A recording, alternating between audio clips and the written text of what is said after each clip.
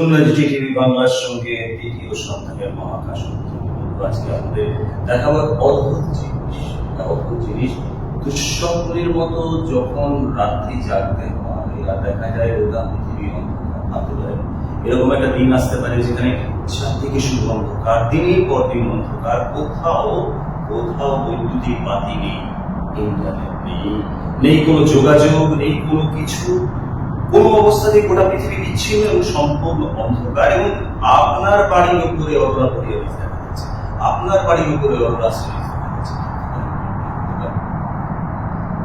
তাহলে আপনাকে সূর্যের দিকে তাকাতে হবে। এখন এই সূর্য সঙ্গে আমাদের এগুলো কি সম্পর্ক? আপনারা তো জানেন আমাদের পৃথিবীর উত্তর মেরুর কাছে নরওয়ে বলে গ্রিনল্যান্ড বলে যে দেশটি আছে, সেই দেশটিতে শীতকালে রাত্রিবেলা নানা রকম আলো খেলা দেখা যায়, নানা রকম রঙিন আলো খেলা দেখা যায়। কেন দেখা যায়? এটা একটা বড় প্রশ্ন। যদি আমরা আরো ভালো করে বিশ্লেষণ করতে থাকি তাহলে খুব স্বাভাবিকভাবেই দেখতে পাবো এর জন্য একমাত্র দায়ী হচ্ছে সূর্য। কেন সূর্য?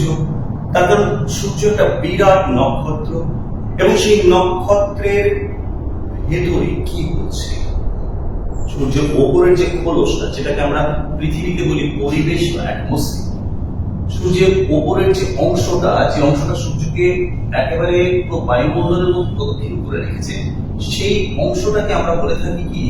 আমরা বলে থাকি করোনা। এই করোনা কিন্তু কিছুই না, প্লাজমা। আপনারা জানেন পদার্থের চারটে অবস্থা, একটা তরল, একটা কঠিন, একটা গ্যাসীয় এবং চতুর্থটা হচ্ছে প্লাজমা।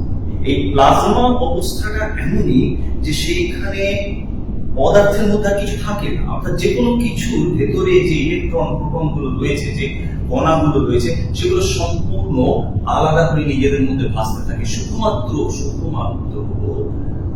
অভিকর্ষজ আকর্ষণের জন্যই তারা কাছাকাছি থাকতে পারে। কিন্তু মাঝে মাঝে সূর্যের বিস্ফোরণ হয়। কেন হয়? তার কারণ হচ্ছে সূর্য একটা বিরাট চুম্বক এবং সেই চুম্বকের দক্ষিণ মেরু এবং উত্তর মেরু একে অপরের দিকে উল্টে যেতে থাকে প্রতি 11 বছর।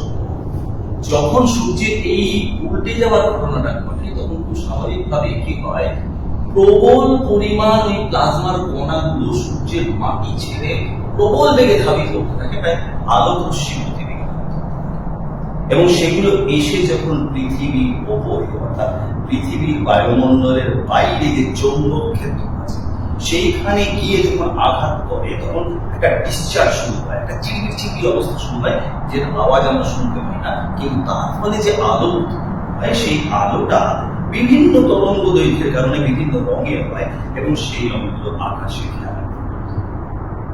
তো এই যে অসাধারণ ঘটনা, সেই অসাধারণ ঘটনাটাই আরো বেশি সাধারণ হয়ে আসছে স্বাভাবিকভাবে, কারণ 2025-এর মধ্যে একটি মহাবিস্ফোরণ হওয়ার সম্ভাবনা আছে।